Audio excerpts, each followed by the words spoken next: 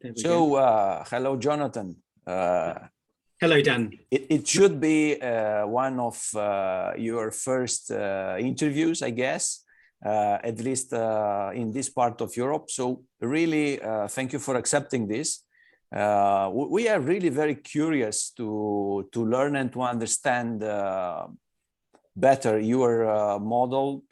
And therefore, I ask you to brief us, although we know, but brief us in key elements about the idea.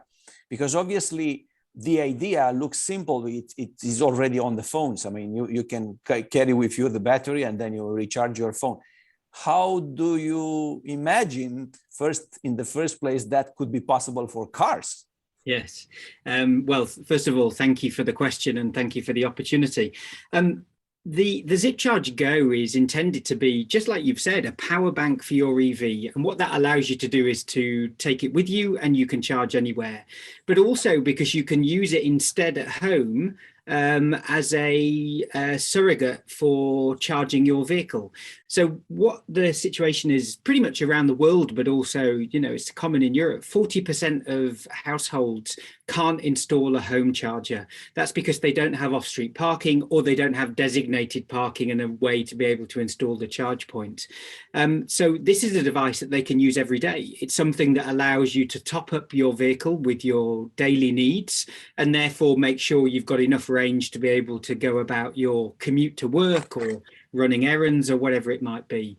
And actually that's really important because that gives people the confidence. It gives them the confidence that they can make a switch to an electric vehicle, either a plug-in hybrid or a full electric vehicle, and ultimately therefore trust that they have the ability to continue with their journey and their daily needs. And at the moment, what we're seeing is, rapid growth of electric vehicles, but we're not seeing the same growth of public infrastructure. And that infrastructure is key to give confidence. So, the ZipCharge is a complementary way to help people make that switch. But also in the longer term, it's a complementary way to be able to charge your vehicle. Like you've said, just with a mobile phone, it's exactly the same. You have the flexibility to use this device to charge wherever. I don't know about you, but I never let my mobile phone get down to 0%. Not like with an internal combustion engine car, where then you fill it to 100%. You top it up, you add a little bit here, you go to the supermarket, you add a bit more there, and you have this flexibility and this way of charging little but often. In automotive worlds, they call it grazing, not gorging, and it's this notion that when you have an electric vehicle, you graze. And therefore the ZipCharge Go is a great tool to allow you to graze and top up charge as and when you need it, wherever. Tell us, because obviously you started to research and develop your own cells, I guess, your own battery, because obviously it should be not exactly the same like one used in the car. It should be a little bit bigger energy density, I suppose. So can you reveal a little bit technical details of and where you are actually with this project? Sure. So we are actually using common cells that you find inside the battery pack of an electric vehicle. We're not developing our own battery cell technology. That is a significant undertaking and would be an entirely different business, of which there are many people doing great things in that space, whether it's the traditional players like, Samsung and LG, or the new players like the Northvolts and so forth.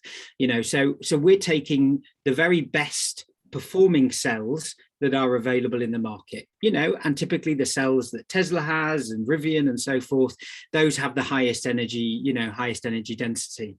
And what our skill is taking those components, as well as designing the power electronics and integrating them into the smallest possible package.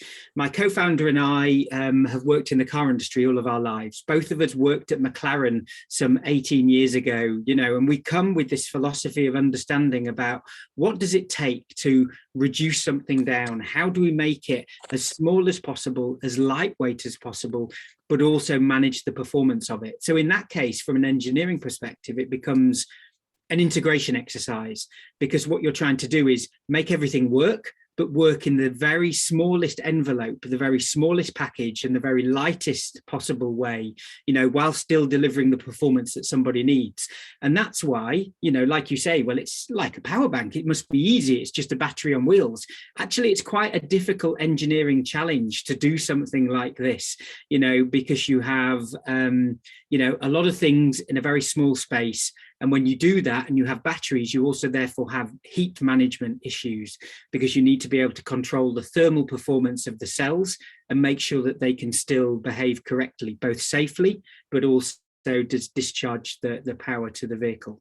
So a lot of our engineering focus is been on developing that system, developing the integration, developing the environmental protection for it, because it has to be able to work at 50 degrees ambient temperature down to -10. It has to work in the rain, has to work in the snow, it has to work in humid conditions. So when you think about all of those parameters, engineering something like this is somewhat of a challenge. So our development process has been going on now for the last 8-9 months. We're building the next stage of prototypes.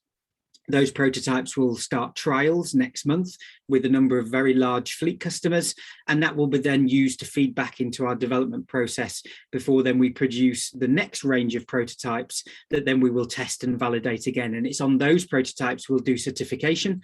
That will then allow us to, sell the product around the world and demonstrate its safety and security before then delivering the first units to customers in Q1 of 2023. So, we're way down the road. We've significantly developed the product, and now it's about refining and maturing the product in a way with real world demonstrable feedback. And that's exactly the same process that the car manufacturers follow. And that's the same process that we're following, where you build a series of prototypes, you test them in hot weather, you test them in cold weather, you do crash test and destructive testing and a variety of other things that allows you to demonstrate the performance and the viability of the product, and ultimately also mature it so that when you put it into the customer's hands, it works, it's safe, and it's reliable in terms of delivering the performance that you've set out. Can you reveal some technical data? For instance, how many kilowatt hour you plan to have for such a device? How heavy will be this kind of power bank? Sure. So we will do a range of versions. It will start with a 4 kilowatt hour version up to an 8 kilowatt hour version. Now, what does that mean for the general kind of vehicle? Let's say a Tesla Model 3, which is the world's best-selling electric vehicle, that will deliver 20 miles of range or 32 kilometers for the 4 kilowatt hour. And then the 8 kilowatt hour will deliver double that. So 40 miles or just over 60 miles of range, 64 miles of range for kilometers, for the 8 kilowatt hour version. The 4 will weigh 25 kilos, which, is heavy, but ultimately it's very easy to maneuver because it's like a suitcase. So it has a retractable handle, it has wheels, and you can pull it along very, very easily. And what that means is, it makes it simple to use because then anybody can pull it. But what I'd say to you is, remember, with all of these new types of technologies, things improve. Look at the iPhone from when it started, or the first mobile phones to where we are with mobile phones today. Battery technology will improve. So will our ability to learn and integrate and improve the product so that, the product that you see in 5 years' time clearly can be lighter and more energy dense and deliver more range than the product that we'll first launch. So we're on a continuous journey, and we'll be maturing and improving the vehicle, the product and its performance, in line with technology developments. So that's mean that actually it's a kind of emergency help. You can have it at your hand. That's mean that will not replace practically the normal charging, because obviously you carry a 25 kilo power bank. You have to have it with you in the car, I guess. And then if just in case you can use it, but anyway, with such a small range, definitely you need to power anyway the car when you can. Yeah, but if you think about it, the data in Europe is pretty much the average vehicle miles traveled in Europe is 18 miles a day. Yeah, so actually this delivers enough range for your daily needs. In the US, it's 26.5 miles. And actually in California, New York, the average is about 21, 22 miles. People don't drive anywhere near as much as they do. So the scenario here is you don't actually have to take this with you. You can if you want, and you can use it as a reassurance device.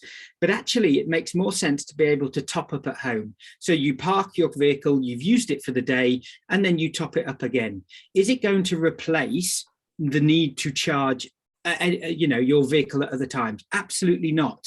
But when you have an electric vehicle, you don't just charge at home. You would, even if you have a home charger, you will charge at the supermarket, you will charge somewhere else, and if you go on a longer journey, you'll use a fast charger.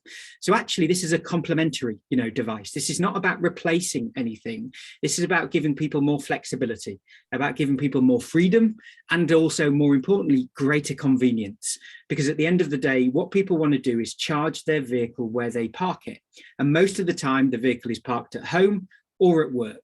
And therefore, this is a device that you can use where you park your vehicle and give you enough range to be able to go about your regular daily needs, which is pretty much in line, with the numbers that I've quoted for you.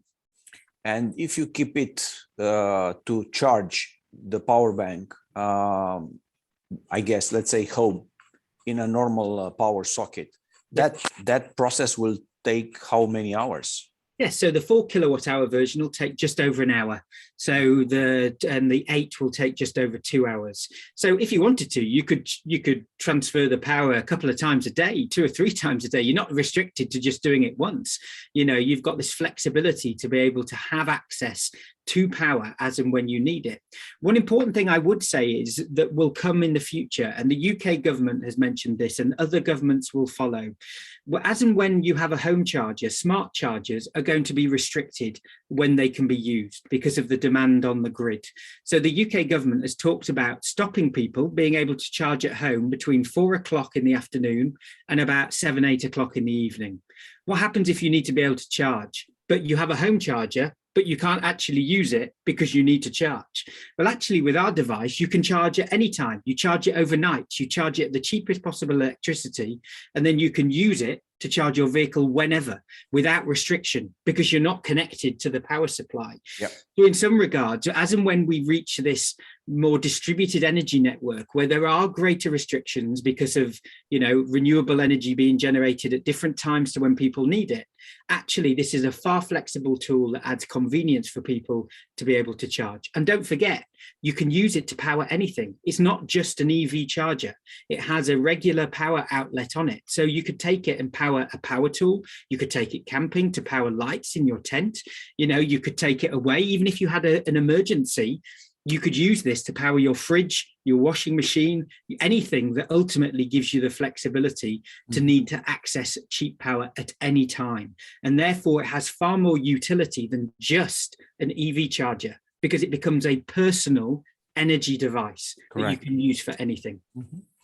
Tell me about also technical, how fast is the charging process compared with AC charging, for instance? Exactly the same. So it delivers an output at 7.2 kilowatts, which is the same as a 32 amp single phase supply. So, the philosophy of what we've engineered is that people shouldn't be disadvantaged by where they live. So if you live in an apartment and you can't install a home charger, you should have access to technology that allows you to charge as if you did have a fixed home charger. And therefore, our product will cost the same as a fully installed fixed home charger. It will deliver the same charging at the same rate as a fixed home charger, but with added flexibility about how and when you can charge.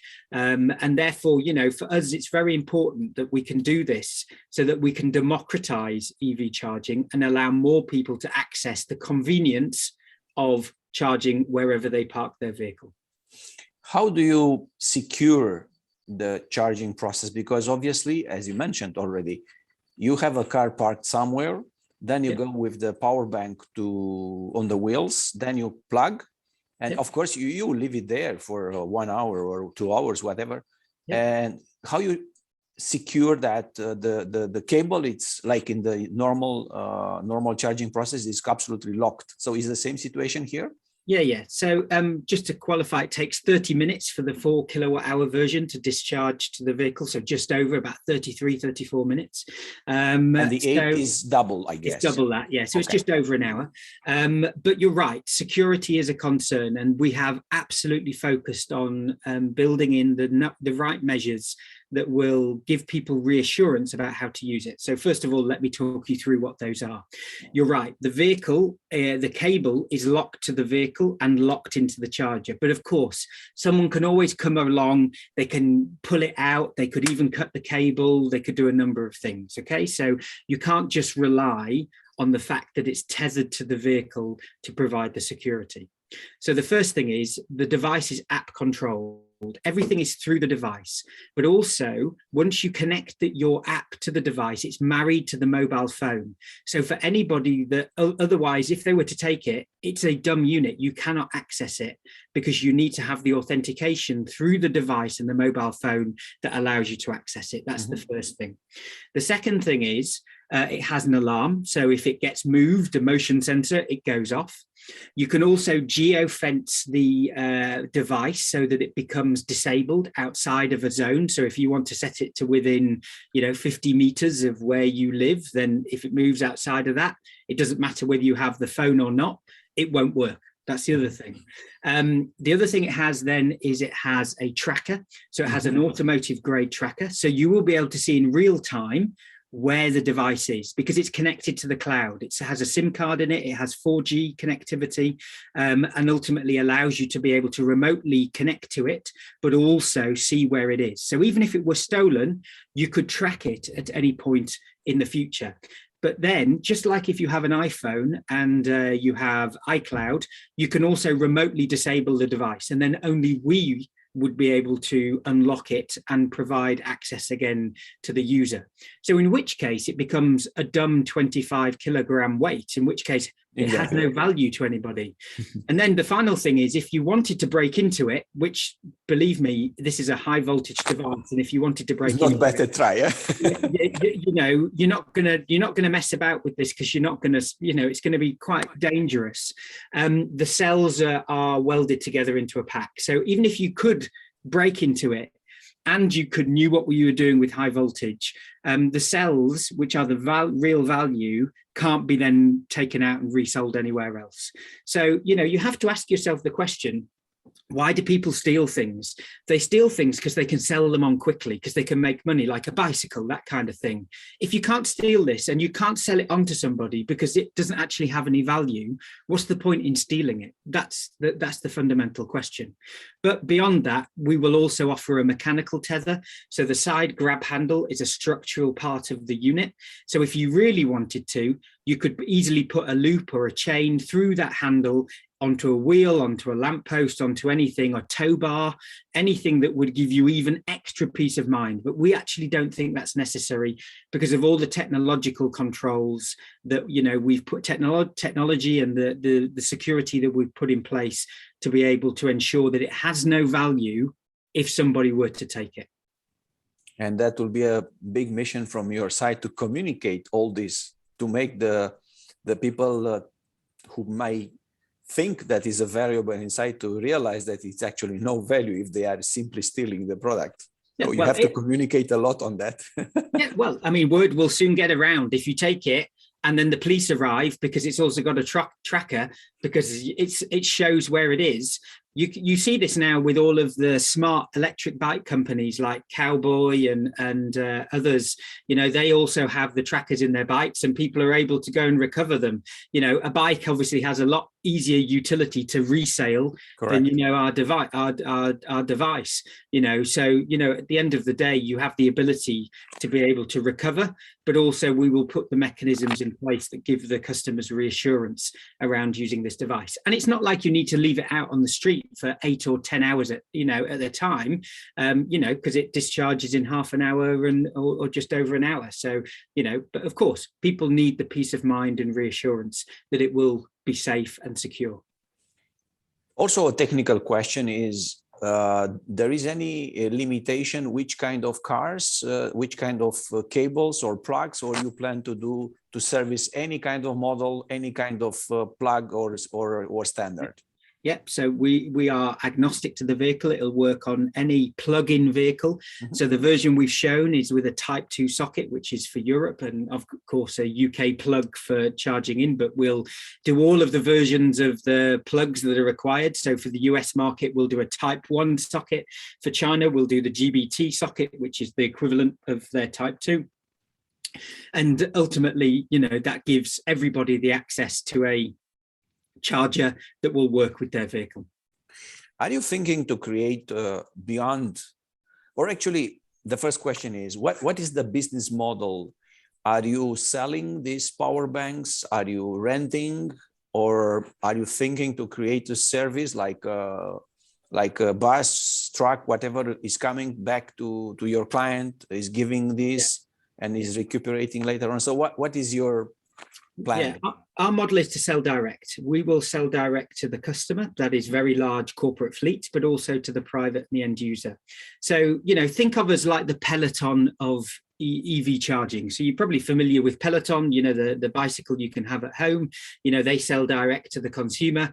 And it's very important that when you have a new technology device like this, that you control the narrative, that you tell, the story about how it works, what it does, but also for the consumer in today's internet age, they demand pricing transparency.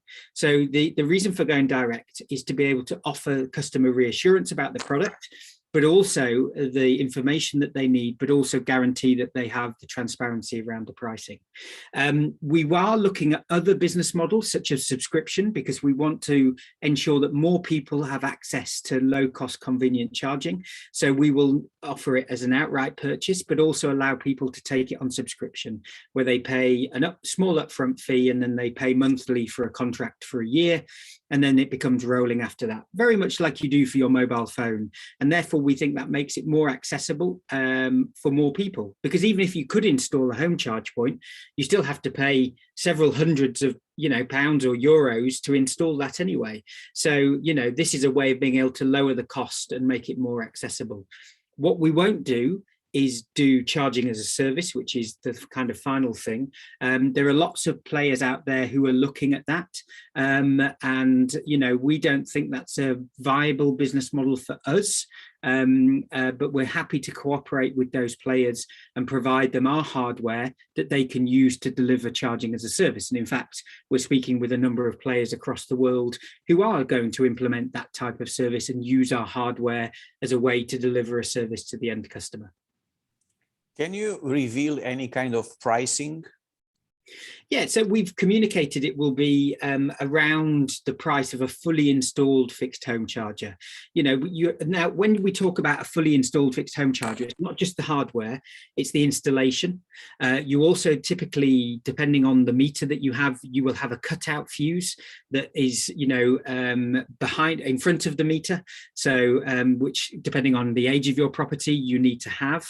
That costs money. You also then typically have to have other protection, RCD protection of your circuits in to have a fixed home charger. Once you add all of that up, forget any government grants that there might be to lower the cost.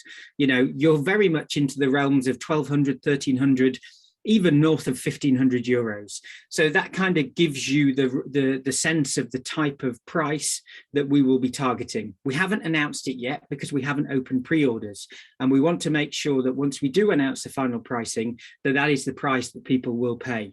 There's a lot of disturbance as well in supply chains at the moment, particularly around battery cells, but mostly around semiconductors. So we want to be able to be certain that the price we communicate is the price that the customer ultimately will be able to order at. And we'll be doing that later this year, probably around August, September time, when the pre-order window will open. And I guess the warranty will be similar to the batteries in the car industry, something like number of years or we will follow a typical consumer electronics. The warranty will be 2 years on the product for Europe, but clearly the cells will have a life of around 1400 cycles, which means you can use it once a day for about 3.5, 4 years. And that's very similar to how it is with a mobile phone today. If you have a latest Apple phone and you check its battery health at the end of 4 years, it'll pretty much be down to about 80%. But the product still has value. You can still use it. The batteries can still be used. It just won't have exactly the same performance as when it was new. But that's where the subscription model really works, because it will give people the ability to upgrade to the next and latest model. So they'll be able to trade in, that version, and therefore upgrade to the latest one and continue the contract that they have, just like you do with a mobile phone today. And therefore it becomes very easy for people because they understand how they buy a mobile phone, which is a device with a battery, and ours is a device with a battery. It's just a different type of device with a battery. In terms of for the people, for the model you mentioned, people who will not buy, they just want to use it, the service. How much you imagine? I mean, give us, reveal a little bit of what is your thinking and the financial dimension. Yes. Yeah, for the subscription. Yep.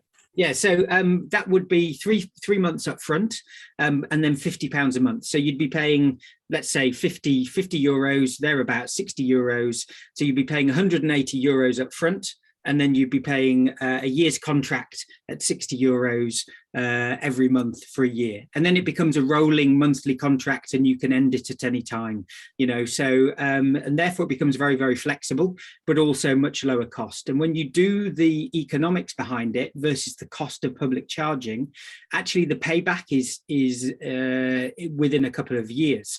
Even if you do 8,000 miles, so 10,000 kilometers in a Nissan Leaf, this is cheaper to charge and use because you charge from your home electricity versus public charging, and therefore the payback is less than 2 years. And if you think about it, that's just on the pure economics, never mind the convenience of having a charger, because you then no longer ever have to drive to a charge point to be able to have to charge up your vehicle. You can just leave your car where it is and also then be able to charge. And in many cities in Europe, I don't know about you, I've had the privilege of living in Italy, as well as Slovakia. I understand what it's like that when you don't have off-street parking on the street is often at a premium. If you lose your space, you may be then driving around when you come back for another 10, 15 minutes before you find another one. So the problem here is actually, even if you have to take your car to charge, you may never be able to get the same space or the time it takes to be able to return your vehicle. With our device, you never have to move your vehicle. So you never lose the space that you've already spent the time to find, and therefore plug it in. I know what that was like in Italy. As soon as you come out of your space, somebody else is there ready to take it from you, and in European cities, that can be a real challenge. So this is a way for, increasing levels of convenience, and people no longer have the hassle to be able to have to charge their vehicle. One last question is regarding the future. I imagine that's the beginning for you. Yeah. And I think, as you said already, it will be quite a successful story. But what is the future? What kind of future in this business you see for yourself and your co-founders? What is your dream for the next 5 to 10 years? Because obviously the capabilities of all the of the fast charging and charging stations networks in the future will be much, much higher. There are so many money and plans in place in Europe. So how do you see your project in, 5 years, 10 years from now on? Yeah, I think the first thing to say is we want to help encourage people to switch to electric vehicles, because ultimately everybody needs to do that so society can benefit. And I think our ultimate aim is one that's far greater than just the product that we're producing. It's about helping and encouraging the world to switch and go to electric, because that will have a profound impact in our ability to meet our climate targets. Don't forget that transportation accounts for 1/5 of all of the global greenhouse gas emissions that we have, and therefore passenger vehicles and fleet vehicles are a very significant contribution to that. So helping the world get to that point of mass electric adoption sooner can only benefit everybody, but also generations to come in terms of that ability. So I think that's the first and important thing to say. The second thing is, for us as our business, we see huge potential about where ZipCharge can go. Like I've said, think of the early mobile phones, the Motorola phones that then became smartphones, that then have become how they are today, over 40 years. Imagine the journey that we can go on with this device so that it becomes not just something to charge your vehicle, but ultimately plays a part in a much wider distributed energy network of the future. Yeah, in a world of tomorrow where we no longer rely on coal and gas to generate electricity, but we rely more on the sun and the wind to be able to generate power, that requires us to be much more efficient, but also smarter about how we use electricity, but also how we store it and when we use it. So, and what we see with our device is a fundamental role to support individual and personal smart energy use, and how our device can play a much more integrated role in a more distributed smart energy network of the future. So our ambition is to move even beyond EV charging and really help people adapt to a cleaner, greener world, where we have more access to renewable energy, that we can use it in a much smarter and more efficient way. Jonathan, was really a pleasure to talk to you, to make this interview. Thank you very much. Wish you all the best to be successful now and in the future. That's great. Thank you for the time. It's lovely to speak to you.